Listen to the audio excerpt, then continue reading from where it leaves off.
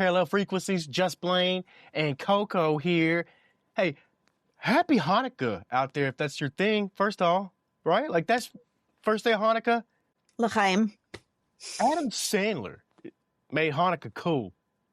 Yeah. We have every single version of that song on our holiday playlist. Even though we don't celebrate Hanukkah ourselves, my kids know everything there is to know about it.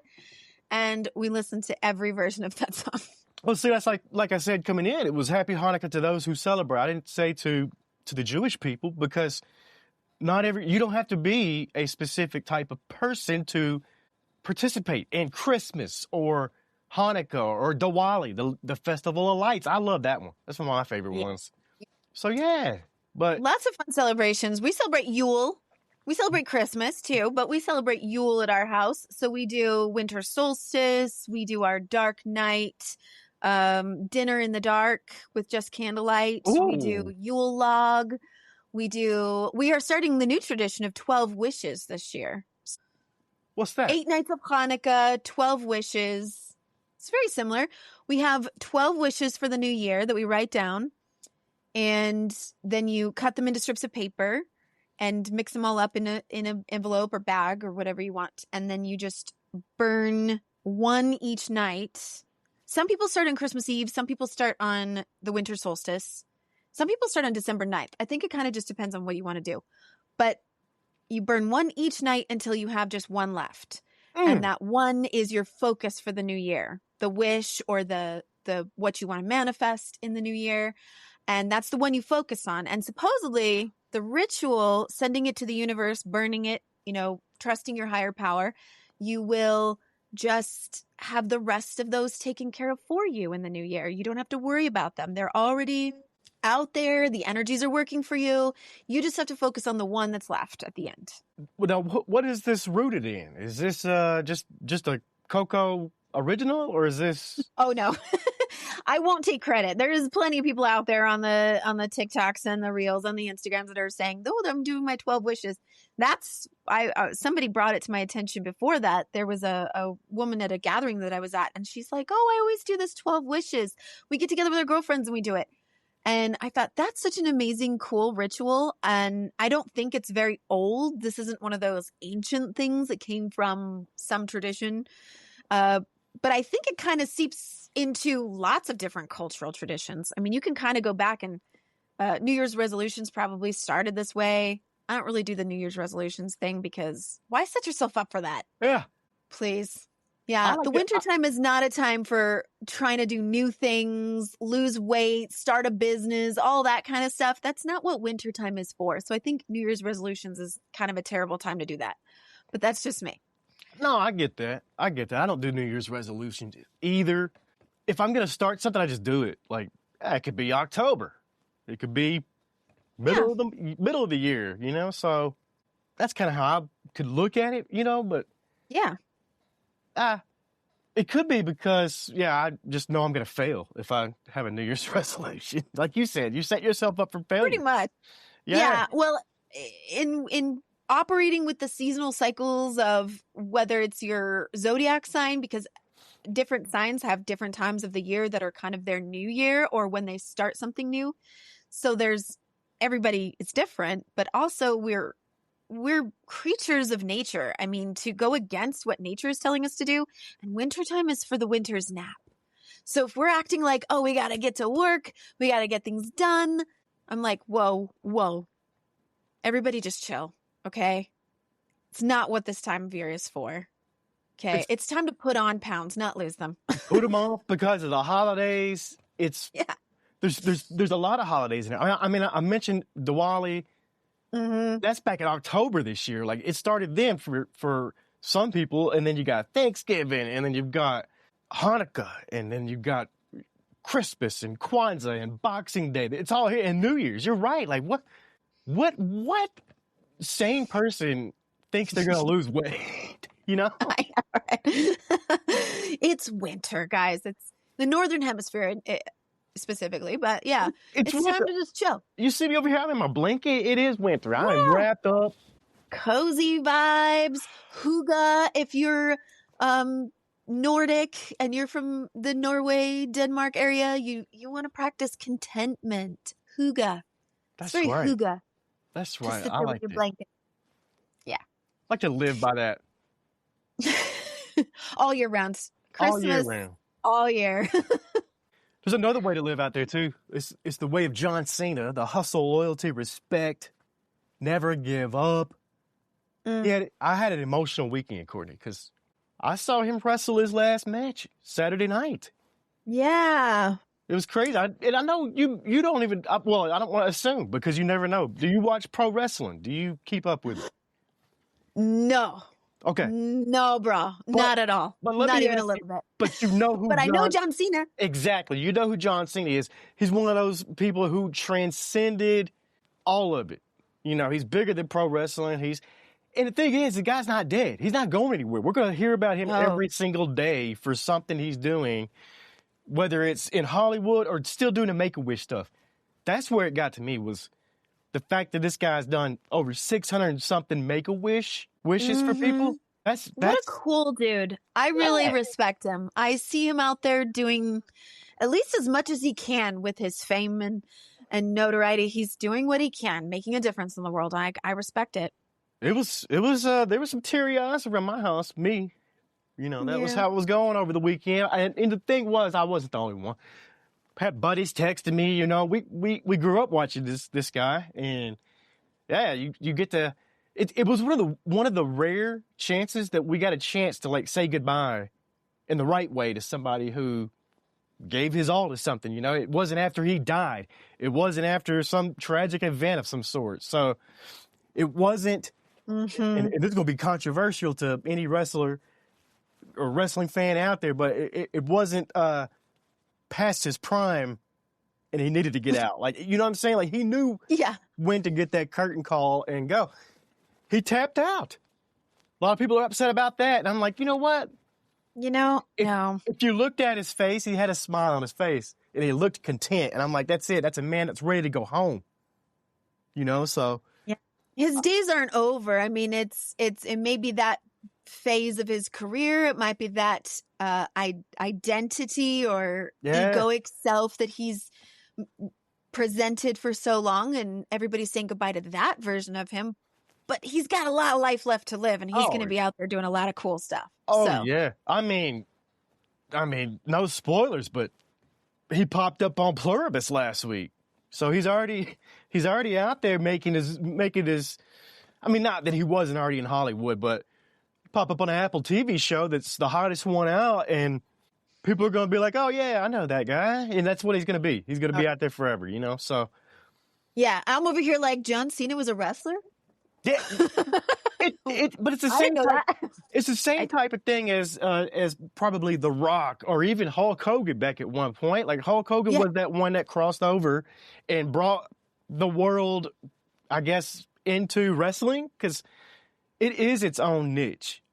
Sure, there's tons of fans, but in the grand scheme of it, that's a tiny.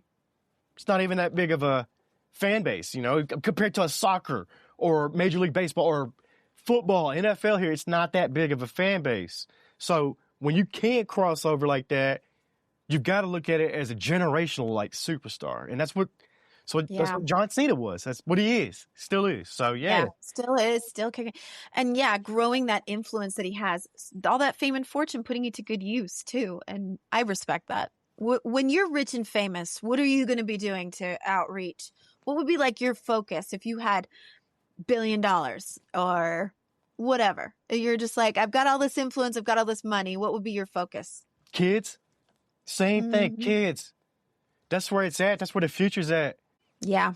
I hope they're listening. I hope they're listening. If they're listening right now, they're looking at me like, oh, this old man doesn't know what he's talking about. But no, that's really what it would. That's what it would be. I'd have to put it into the kids. For sure. Yeah. In any way possible.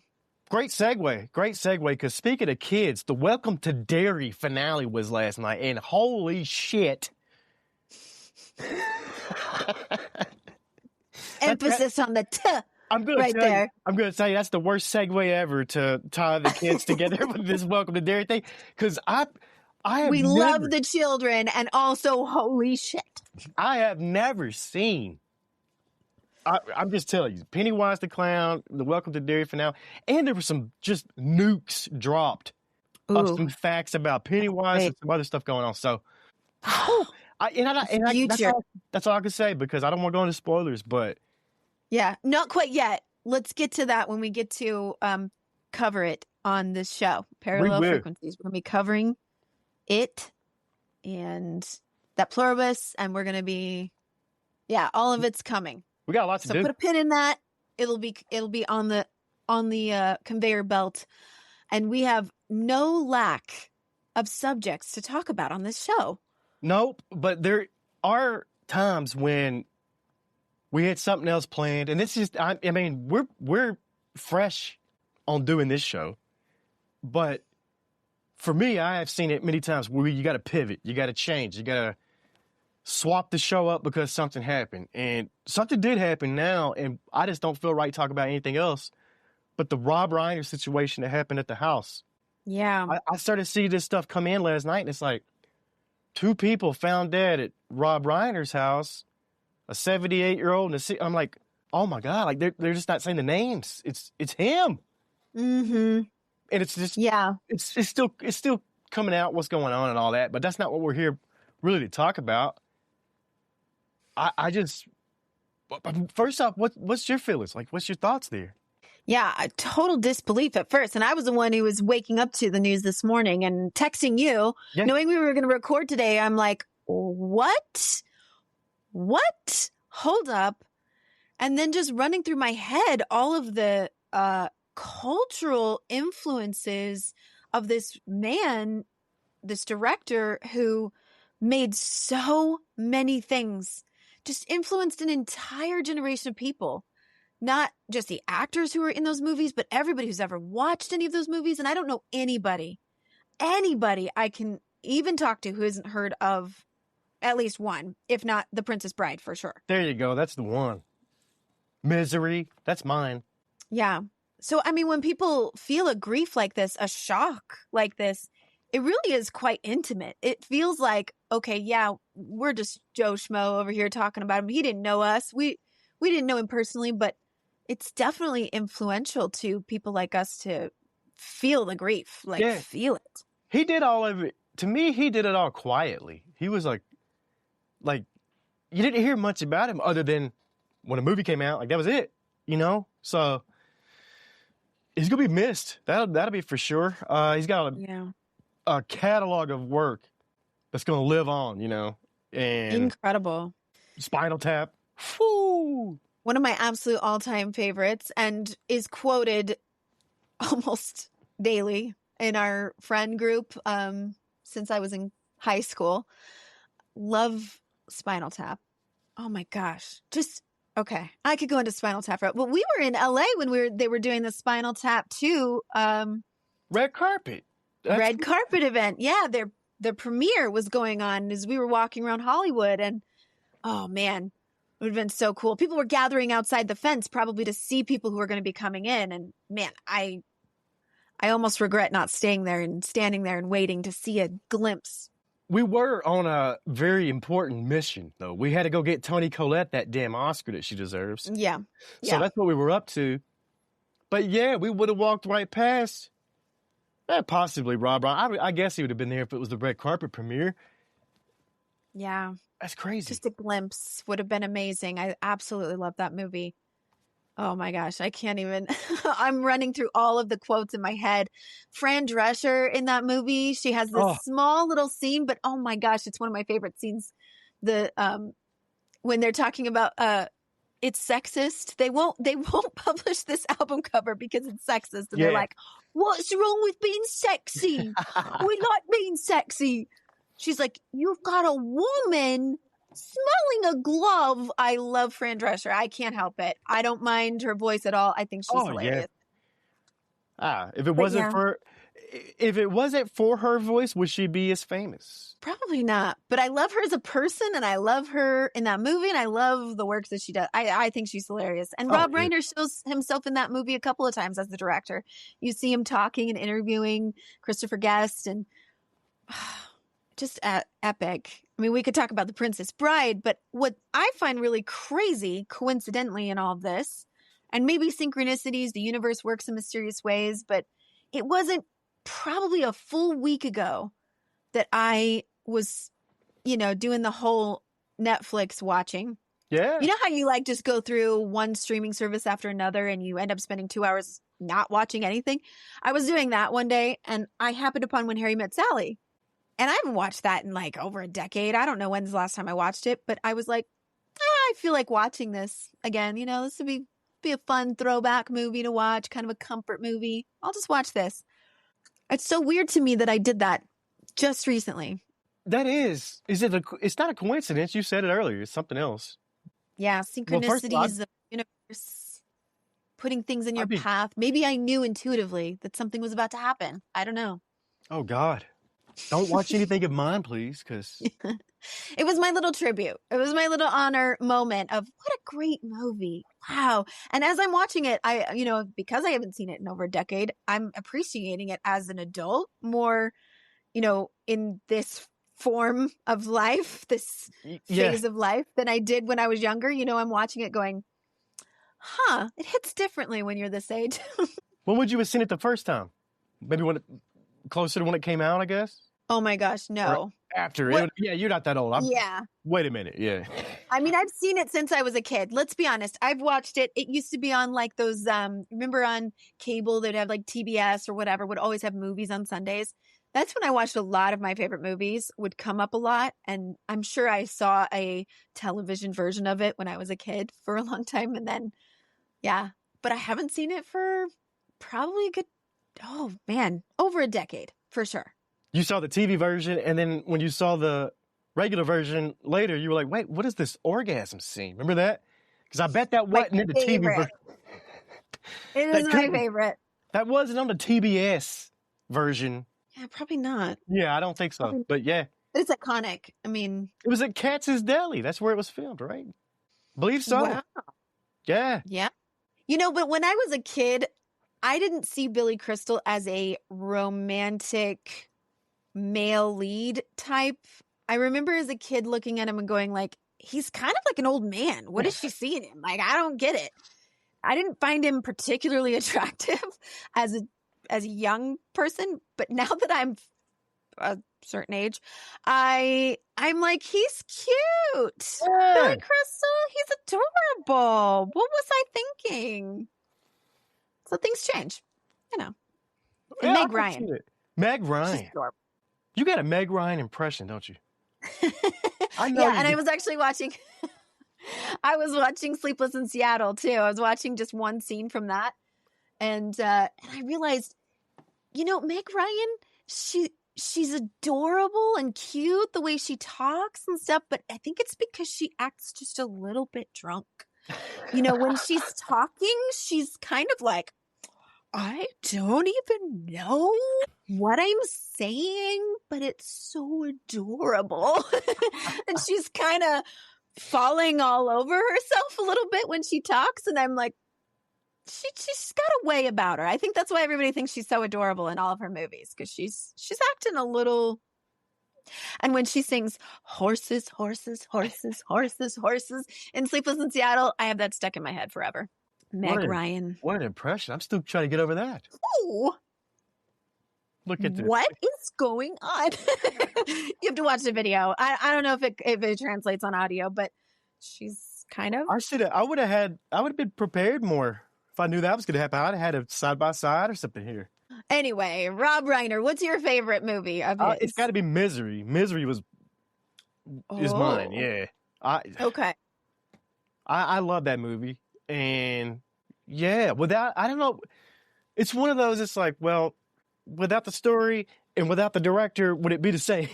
Probably not. I think the two come together. They're really so interesting to think about, because some of those movies, even as I was looking at the era of When Harry Met Sally, I was like, oh, I wonder if he directed this movie or that movie, and then I have to go look because they're similar or they're of that same era and genre. And I truly think that Rob Reiner probably had a great influence on many directors too. So even if he didn't direct it, you could just kind of get that same taste Yeah. that And, he gave. and Rob did direct Misery. And when I was talking about the other side of the story, that's Stephen King. So Mm-hmm. I don't think Misery is the same movie that we see if it's not a Stephen King book and a Rob Reiner movie. That's what I was, Interesting. trying to get at there, I believe, because if you put another director in there, but then again, if you put another story, another writer, I don't know. I think that's just, and I think that's what it is to me about it. It's a unique movie. I don't think anybody else could do this. I don't think anybody else could have done this movie like this. That and some of the other movies I'm thinking of that he did are kind of a different vibe than what I associate with Rob's movies and things. Because I think of more whimsical. I think of When Harry Met Sally as not just your average rom-com. It's got something of a magical, whimsical side to it. And The Princess Bride. I mean, you can't get more whimsical, fantastical, and just... but then there's this whole other slew of movies that he did that were not that vibe, right? Like, he had a different side to what he was capable of. Yeah. He very much did. A Few Good Men. I just saw the clip of Kevin Bacon talking about his condolences and his memories and his feelings about the news, and kind of got teared up because you could see the emotion behind it of he's like, he gave me that job in A Few Good Men, and his feelings about that. I was thinking to myself, wow, Kevin Bacon in A Few Good Men is my go-to movie when I'm playing 6 Degrees to Kevin Bacon. Because it's so many other great actors in it, right? It's kind of the crux of that game. It is. So true. Stand By Me. He did Stand By Me. That's another Stephen King. See? You wouldn't even think about that because you just named off whimsical, fun. But then again, like Stand By Me is like a coming of age, like, very emotional. Yeah. Like I don't think that's the same movie either without Stephen King and Rob Reiner.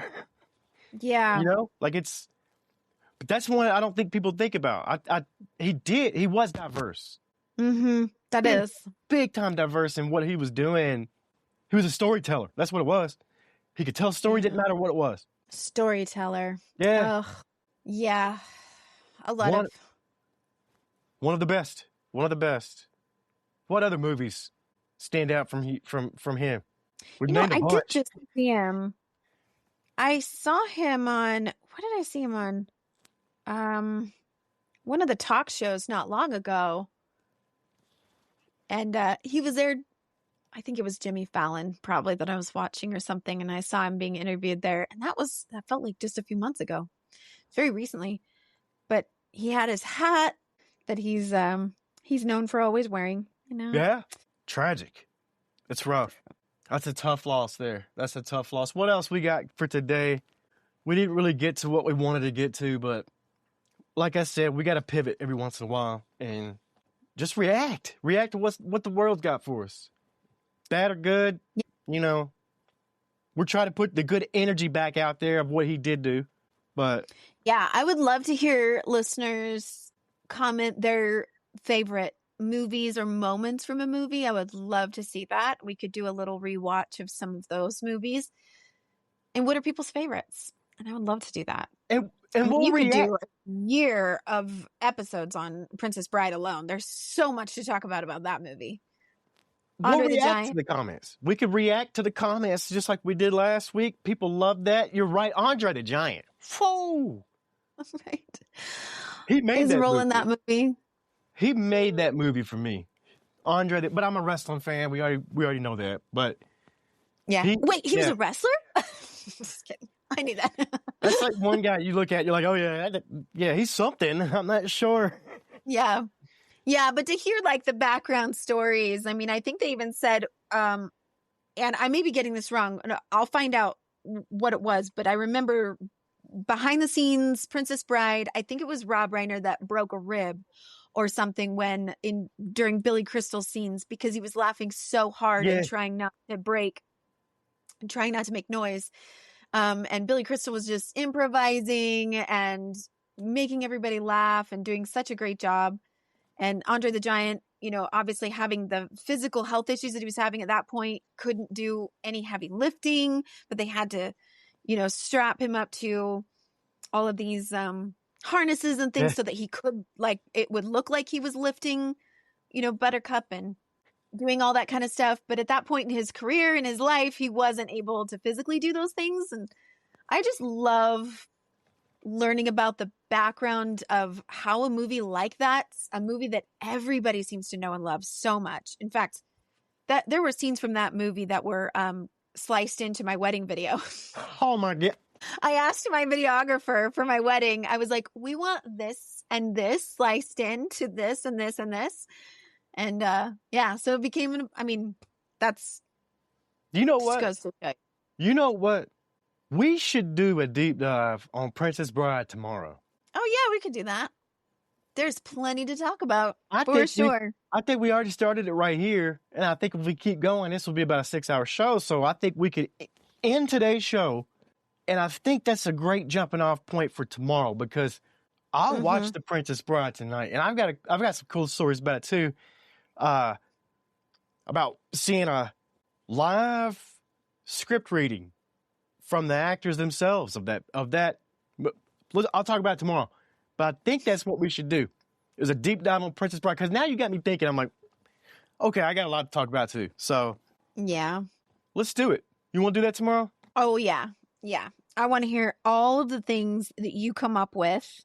And I got some personal stories too of the influence that movie has had on me. Yeah. And I haven't seen Spinal Tap 2 yet. So you gotta give me a little bit of time to catch up on some of those new things that just came out. I haven't seen it either. It just came out over the weekend. Yeah, that one just dropped over the weekend, I believe. So we'll have to catch up on that. But until tomorrow, when we hit The Princess Bride and do a deep dive on it, I can't wait. It's going to be fun. See, that wasn't expected. I didn't expect to do that. So tomorrow could bomb. I don't know. It could be awful. Not prepared. I doubt it, but okay. Well, we'll see you tomorrow. Parallel Frequencies, Just Blane and Coco.